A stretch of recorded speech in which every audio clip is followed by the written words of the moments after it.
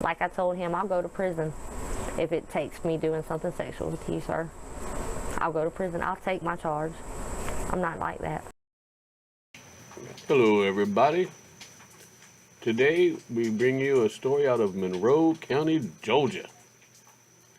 We have former Monroe County Sheriff's Office Deputy William Bill Miller, who worked in Monroe County, Georgia, and he was arrested for soliciting favors from a woman who he had previously arrested.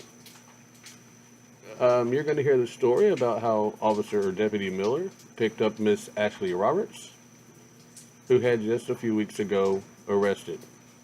Seems like she's a bit of an informant on some levels, and he tried to take advantage of it. Let me know what you think in the comments, and I think you'll like the story.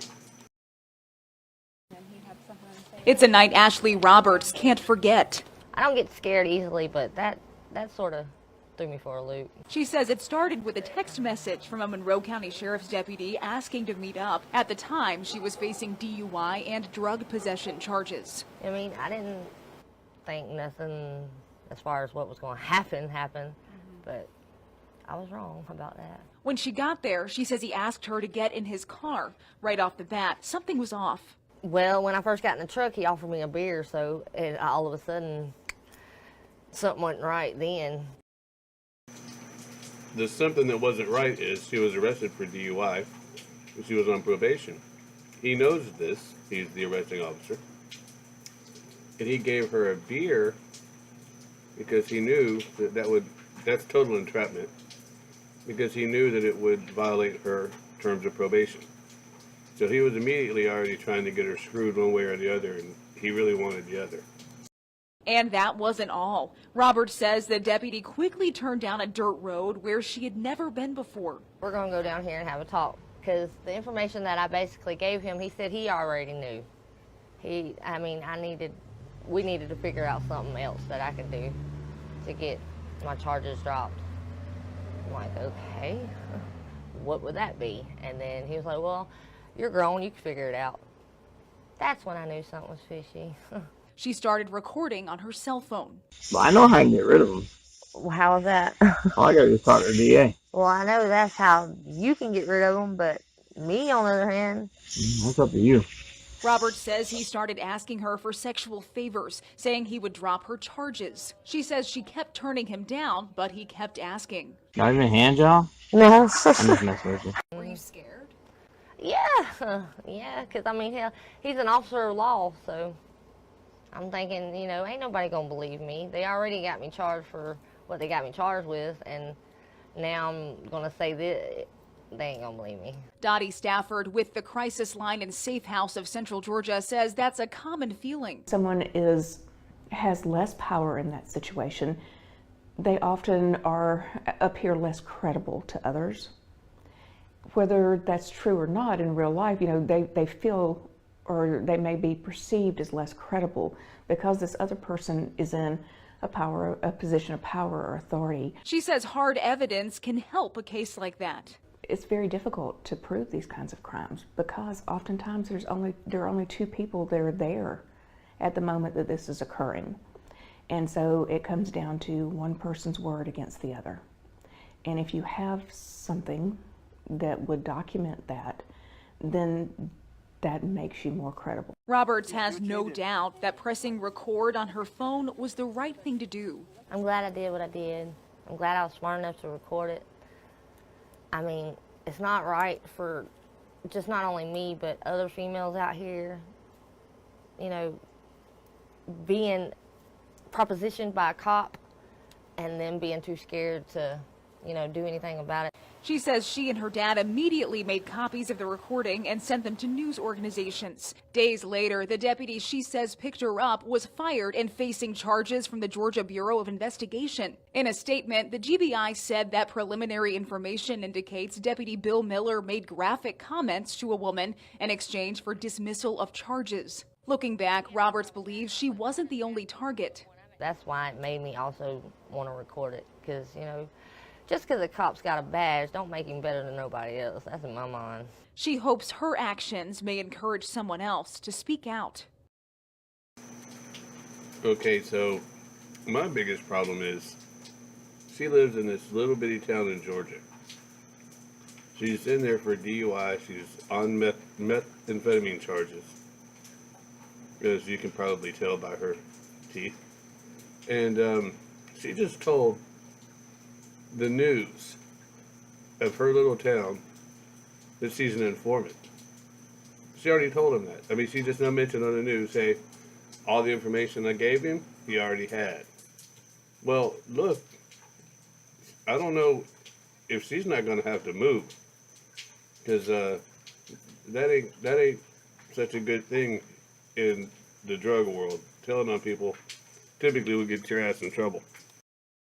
You need to listen to this recording, Deputy Miller, while you have the chance.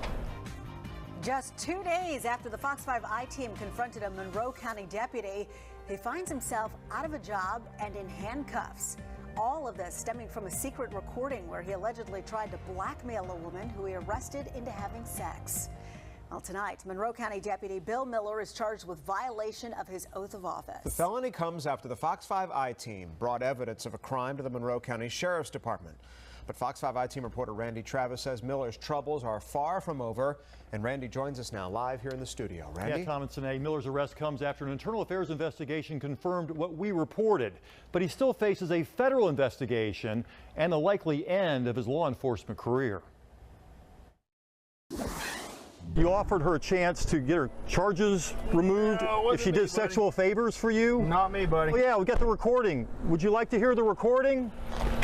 I've got it right here. You can listen to it. But Deputy Bill Miller did not want to listen. In the end, it would make little difference. He failed the law enforcement community. He failed this sheriff's office. The GBI arrested Miller Thursday morning, charging him with violating his oath of office.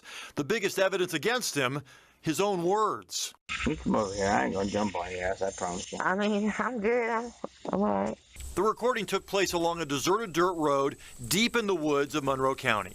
2 weeks earlier, Miller had arrested this woman, Ashlie Roberts, on suspicion of drunk driving and possession of meth. But Roberts told us and later internal affairs investigators that Miller insisted on seeing her late on the night of August 14th, driving them in his personal pickup to that dirt road. He pulls off. He was like, "You can tell this ain't my first rodeo." And I'm like, I should have known right then. She originally thought he only wanted the names of local drug dealers in exchange for help in getting her charges dropped. Instead, the recording shows him asking Roberts for sexual favors a dozen times. Each time, she turned him down. Not even a job? No. I'm just messing with you. I think you like it, but No, I'm kidding. you probably would like it. No, I don't know about that. Like I told him, I'll go to prison if it takes me doing something sexual with you, sir. I'll go to prison. I'll take my charge. I'm not like that. Roberts came home that night and played the recording for her father. Made me feel like I wanted to go kick his butt. I was kind of in a predicament. I didn't know what to do or who to trust. So the family called the Fox 5 I-team. On the recording, Miller talks about giving Ashlie a beer when she got into his truck that night, a Coors Light she remembered. She's on probation and is not supposed to be drinking alcohol. The whole reason I gave you the beer Uh-huh. is leverage. Oh. What leverage would that be? Well, I got a unit sitting over there. So what are you trying to do? You trying to blackmail me or something? Imagine how scary this must be for her. She's already recording because she knows something's up. And, you know, when you record anybody, especially a cop or a criminal or both in this case, that's scary. I mean, that's that undercover stuff that a lot of cops won't do. But then he mentions, I've got another unit over there. So now he's telling her, I've got a buddy over there.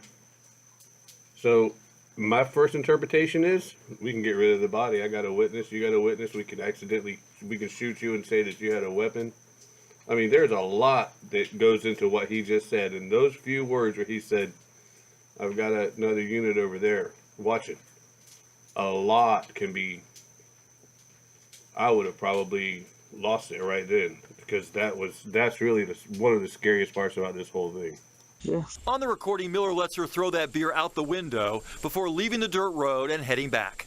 We searched the woods along that road. Sure enough, there was a metal bottle of Coors Light, still in the bag, with a receipt from August 14th, the night Ashlie says Miller brought her here.